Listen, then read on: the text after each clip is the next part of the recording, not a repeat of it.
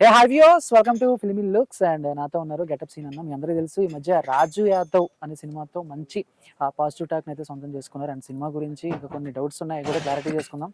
Hello సీన్ అన్న, hi Ravi, how are you? ఎలా ఉన్నారు? బాగున్నాను. So first of all congratulations, Thank you so much. ఫస్ట్ మూవీ సోలో హీరోగా.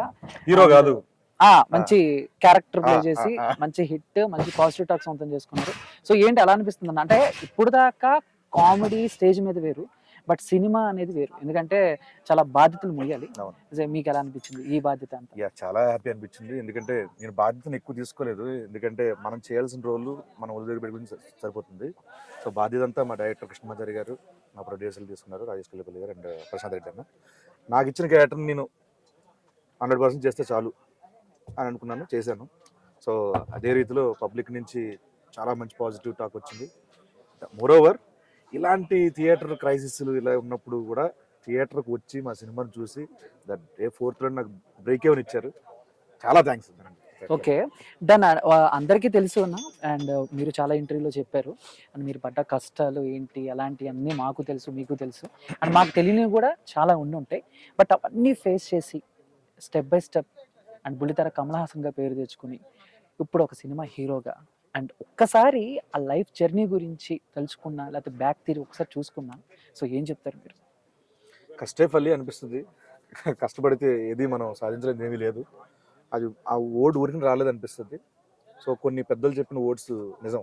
అవి మనం జాగ్రత్తగా బాధ్యతతో అవి పాటిస్తే చాలు, మనం అనుకున్న జర్నీని మనం చేస్తాం. జర్నీలో ఎదగడం ఒక ఎత్తు అయితే, ఆ ఎదిగిన ఆ స్థానాన్ని, ఆ వచ్చిన పేరుని కాపాడుకోవడం కూడా చాలా ఇది. ప్రజెంట్ డేస్లో మనకి ఎంత పేరు వచ్చినా ఆ పేరుని కాపాడుకోవాలి. సో ఆ బాధ్యతగా ఉండాలి మనం. సో చాలా హ్యాపీ అనిపిస్తుంది ఆ బ్యాక్ తిరిగి చూడంగానే. నాకు ఎక్కడి నుంచి స్టార్ట్ అయ్యాం, ఆకివీడు కలింగూడు. హేటర్స్కి ఏం చెప్తారన్న? హేటర్స్ లవ్ యూ వాళ్ళు. అవునా? అంటే వాళ్ళు లేకపోతే మనం లేవంట. అలానే కాదు, అందరూ నచ్చుండాలి. అందరికి నచ్చరు, ఎప్పుడు నచ్చరు, ఎవరు నచ్చరు. ఏముంది ఈ రోజు కాబట్టి రేపైనా ప్రేమిస్తారు, ప్రేమించే వరకు మనం ప్రేమనిద్దాం అంటే. ఓకే, ప్రభాస్ గారు చెప్పినట్టు. అండ్ అంటే ఈ బేసిక్ గా ఈ సినిమాలో మాకు ఫస్ట్ ట్రైలర్ అవి చూసినప్పుడు మీరు ఆ స్మైలింగ్ ఫేస్ తోనే ఒక కొత్త కాన్సెప్ట్ ఏదో ఉండబోతుంది అని మేము ఎక్స్పెక్ట్ చేసాము. బట్ ట్రైలర్ లో కూడా కొన్ని యథార్థ సంఘటనల ఆధారంగా ఈ సినిమా చేసామని చెప్పి, అండ్ సినిమా చూసిన తర్వాత అండ్ చాలా మందికి డౌట్ వచ్చే ఉంటుంది. అండ్ ఆ మధ్య ఎప్పుడో ఒక 2-3 years బ్యాక్ అనుకుంటా బాగా ఫేమస్ ఒకటి అయింది సోషల్ మీడియాలో, సృజన తిన్నావేరా అని చెప్పేసి. అలాంటి ఒక సీన్ ని మీరు తిన్నావా, వదిలేస్తున్నావా నన్ను, అంటే మేము బేసిక్గా ఆ ఆడియో విన్నాము, అండ్ మీ సినిమాలో ఆ ఆడియోతో పాటు విజువల్స్ కూడా చూసాము. ఏంటన్నా అంటే, సో బేసిక్గా ఇప్పుడు మీరు క్యారెక్టర్ ప్లే చేసింది ఆ అబ్బాయిదా, లేకపోతే ఆ న్యూస్ లో అన్ని విన్నారా? సో ఏంటి అసలు బేసికల్ గా లవ్ ఫెయిల్యూర్ లో, లవ్ లో ఉన్న వాళ్ళందరూ ఈ పదం చాలా ఫ్రీక్వెంట్ గా వాడతారు. ఏంటి వదిలేస్తున్నప్పుడు ఫిక్సా ఇవనేది చాలా మంది లైఫ్ లో జరుగుతాయి. అది ఏదో వచ్చింది బయటికి, బట్ అది దృష్టిలో పెట్టుకుని రాశారంటే అది కూడా కాదు. ఆ డైలాగ్ కుదిరి అంతే. ఈ కథ వచ్చేసి మహబూబ్ నగర్ లో జరిగిన కథ. సో ఒక అబ్బాయి, ఒక యథార్థ కథ. సో అలా రాసుకున్నారు ఆయన, అంతే అంతే. ఎవరి బయోపిక్? బయోపిక్ అంటే జరిగింది, వాస్తవంగా జరిగింది. ఓకే, ఆ పేర్లు అవన్నీ చెప్పకూడదు కదా. అవునవును, ఎందుకంటే అవి రూల్స్ విరుద్ధం. అండ్ సేమ్ ఆ క్లైమాక్స్ లో మీరు ఆ బాటిల్ పెట్టుకోవటం అండ్ బీర్ బాటిల్ అవన్నీ కూడా సేమ్ అలా ఇది రాశారు. అక్కడ వరకు ఆ లవ్, ఆ తన అమ్మాయి మధ్యలో జరిగినవి, అమ్మాయి అవి హ్యాండ్ ఇవ్వడం అనేవన్నీ రియల్ గా జరిగినవి. ఓకే, అండ్ సో బేసిక్గా అన్నట్టు చాలా మంది మిమ్మల్ని అడిగే క్వశ్చన్ ఏంటంటే మీ ఫ్రెండ్షిప్ గురించి. మీరు చాలాసార్లు చెప్తారు, సేమ్ అదే ఫ్రెండ్షిప్ ఎన్నిసార్లు చెప్పినా. బట్ సుధీర్ అన్న మ్యారేజ్ గురించి ఎక్కువగా అడుగుతూ ఉంటారు. ఏంటంటే మీరు ఫోర్స్ చేస్తూ ఉంటారా? కళ్యాణం వచ్చినా కక్కు వచ్చినా అంటే అన్న మామూలుగా ఇప్పుడు ఈ సినిమాతో ఒక మంచి క్యారెక్టర్ ప్లే చేశారు, అండ్ బేసిక్గా గెటప్ సీనానికి డ్రీమ్ ప్రాజెక్ట్స్ కానీ, డ్రీమ్ రోల్స్ కానీ ఇలాంటివి ఏమన్నా ఉన్నాయా? నేను ఇంకా చెయ్యాలి, ఇలాంటి క్యారెక్టర్స్ ఇంకా చెయ్యాలి అని. ప్రతి క్యారెక్టర్ 100% చేయడమే నా డ్రీమ్. వచ్చిన క్యారెక్టర్ని డ్రీమ్ రోల్ చేసుకోవాలి, అది కాకపోయినా కూడా డ్రీమ్ క్యారెక్టర్ లాగా. సో వచ్చిన ప్రతి క్యారెక్టర్ని చేసుకోవాలి, వదలొద్దు. ఓకే, 1 day క్యారెక్టర్ ఇచ్చినా ఎలా వెళ్తుందో తెలియదు మనకి. అలాంటివన్నీ చేసుకోవాలి. ఓకే, ఒక 60 ఏళ్ళు వచ్చిన ఇండస్ట్రీలో ఉండాలి.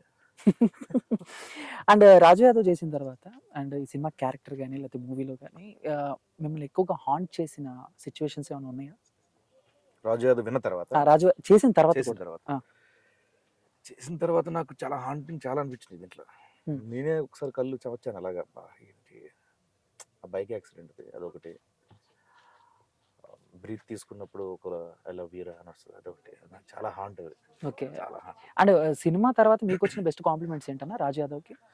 బెస్ట్ కాంప్లిమెంట్స్ అని థియేటర్కి వెళ్ళిన తర్వాత, అన్న నాకు లవర్ ఉంది, నేను మా అమ్మ గురించి ఈ కాలంలో అసలు ఆలోచించలేదన్నా, నేను ఇలాగే అనుకున్నాను చచ్చిపోతాం అదేనండి, బట్ మీ సినిమా చూసిన తర్వాత మారానన్నా, నాకు అమ్మ నాన్న ఇంపార్టెంట్ అని అది best compliment, the best compliment. Okay. And ఎప్పుడు కూడా మీ మీ విషయానికి వచ్చేసరికి చిరంజీవి గారు ఏదో రకంగా మిమ్మల్ని సపోర్ట్ చేస్తూనే ఉంటారు. ఆయన గొప్పతనం అది, ఆయన మనస్తత్వం. అంటే బేసిక్గా చిరంజీవి గారు లాంటి స్టార్ మనసును కూడా గెటప్ సీను గారు దోచుకున్నారని చెప్పేసి అంటూ ఉంటారు. సో ఏంటి ఏ మంత్రం వేశారు చిరంజీవి గారికి మీరు?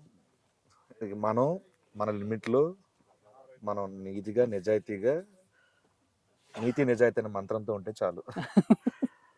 సో ఆయన నాలో ఉన్న ప్రతిభను, ఒబిడియంట్ను, వాట్ ఎవర్ అన్నీ చూశారు. ఇలాంటి ఎంకరేజ్ చేయాలి అనే ఒక పెద్ద మనసుతో ప్రతి సందర్భాల్లో ఆయన చేపట్టి లేపుతూనే ఉంటారు ఆయన సార్. So okay. చాలా గొప్ప వ్యక్తి. అండ్ గెటప్ సీన్ అన్న అప్కమింగ్ ప్రాజెక్ట్స్ అప్డేట్స్ ఏమన్నా ఉన్నాయి, ఆ. చెప్తే దేని క్యారెక్టర్ ఏంటి అన్ని నేను అడగను, బట్ దేవరా కాదు అన్న, దేవరా సాంగ్ రిలీజ్ అయింది. సో ఎలా అనిపించింది మీకు? మీరు కూడా ఒక క్యారెక్టర్ చేస్తున్నారు, సో ఏంటి వన్ వర్డ్లో చెప్పండి.